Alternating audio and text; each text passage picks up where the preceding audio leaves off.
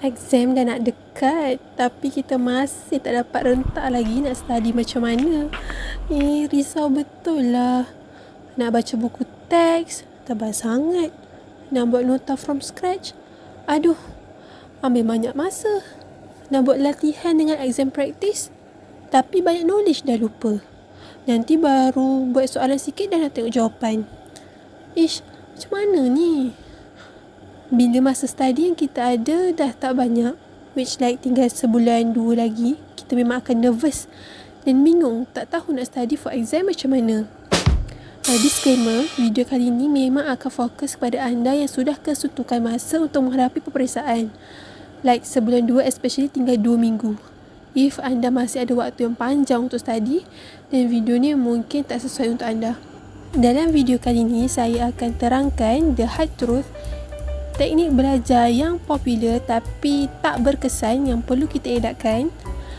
Nombor 2, teknik belajar yang berkesan tapi jarang student buat sebab teknik ni susah sikit. Dan nombor 3, bonus tips yang akan menjimatkan masa anda untuk study. So, jom kita start. Jadi, apakah teknik belajar yang popular tapi tak berkesan tu? Yang pertama, rereading, highlighting and underlining dan buat nota. Okay, let me explain. Berdasarkan pengalaman saya pada waktu ini, which is exam dah nak dekat, rereading ataupun baca semula nota-nota, apatah lagi buku teks, memang dah tak berkesan. Jika pada masa ini kita nak baca 200 muka surat, buku tebal tu memang taklah. Nak baca slide-slide yang lecturer sediakan, bagi saya boleh, tapi ada caranya. InsyaAllah saya akan explain selepas ni. Tapi bukan just ulang-ulang baca nota secara pasif tau. Sebab apa saya cakap rereading ialah teknik belajar yang tidak berkesan. Sebabnya aktiviti ini tidak menggunakan otak sangat. Kita just ulang-ulang baca. Otak kita akan anggap yang kita dah pandai dah semua ni sebab dah baca kan. Sama juga dengan teknik highlighting atau underlining ni. Saya dahulu pun rasa pelik dan insecure bila buku saya tu tak ada conteng-conteng. Bukan tak boleh nak highlight, tapi jangan buat itu saja. Sebab pada waktu ini, bila kita highlight tu, otak kita just relax. Rasa tak diperah pun bila just garis-garis keywords. Sama juga dengan buat nota. Kadang-kadang saya pun rasa trigger bila ramai study grammar buat nota cantik-cantik. Rasa loser sangat sebab kita tak ada nota yang cantik-cantik macam diorang. From my personal experience, buat nota ni makan masa yang lama dan tak berapa nak efektif. Bila saya menyalin tu, saya tak ingat pun apa yang saya tulis sebentar tadi. Mari sini saya beritahu. The hard truth is, tahap kecantikan nota kita tidak 100% menentukan markah exam kita. Unless memang lecturer bagi markah berdasarkan kecantikan nota. Tapi, most of the time, knowledge yang ada dalam kepala kita ni yang sebahagian besarnya akan mempengaruhi markah peperiksaan kita. So, stop rereading, stop highlighting, stop underlining, stop making notes. Jadi, apakah teknik belajar yang berkesan? Bahasa yang fancynya ialah active recall. Bahasa mudahnya ialah mengingat.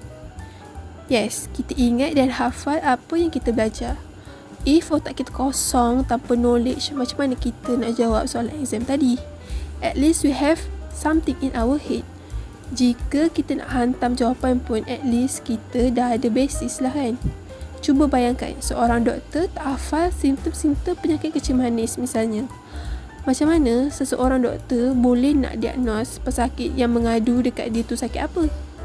Bila doktor tu hafal ciri-ciri penyakit kencing manis, at least dia dapat menentukan pesakit tu menghidapi kencing manis atau tidak.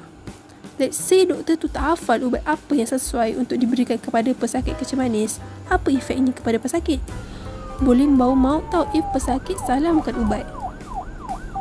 Mungkin kita rasa menghafal dan mengingat itu penting sebab efeknya tu kita tak nampak lagi. Tapi trust me, pentingnya active recall atau memorize ni.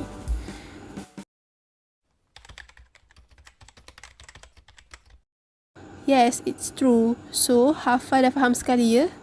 Dekat sini, saya nak menekankan don't waste our time to do in effective way of studying like rereading dan sebagainya. Memang active recall ni mungkin agak makan masa dan menyusahkan. Ya, itulah study. Proses belajar sepatutnya susah. Proses belajar sepatutnya hard. Bila kita rasa senang je masa study tu, itu menunjukkan yang kita tak belajar pun sebenarnya. Cara active recall yang saya selalu buat ialah ambil satu kertas kosong dan kita tulis balik kan. Kita contoh-contoh balik pelajaran yang kita hafal tu. Tapi saya rasa serba salah pula pada alam sekitar sebab active recall ni akan menggunakan banyak kertas dan most probably akan dibuang je akhirnya dan jarang disimpan lah. Jadi saya ambil inisiatif untuk membeli mini whiteboard dan marker pen. Senang, boleh tulis banyak kali dan padam banyak kali sambil boleh menyelamatkan alam sekitar kita. Kalau anda nak buat flashcard pun boleh, nak guna function toggle dalam Notion pun boleh, nak mengajar kepada orang lain pun sangat bagus. Dan if nak buat question practice pun boleh. Terpulang ikut kreativiti masing-masing. Berbalik kepada rereading tadi, rereading ni akan jadi berguna bila semasa proses kita nak hafal. Memang perlu baca dahulu banyak kali. So tak apalah, ulang-ulanglah baca kan sampai kita ingat. Yang tak bagusnya ialah kita ulang-ulang baca tu tanpa ada effort untuk mengingat. Itu yang tak berapa nak betul.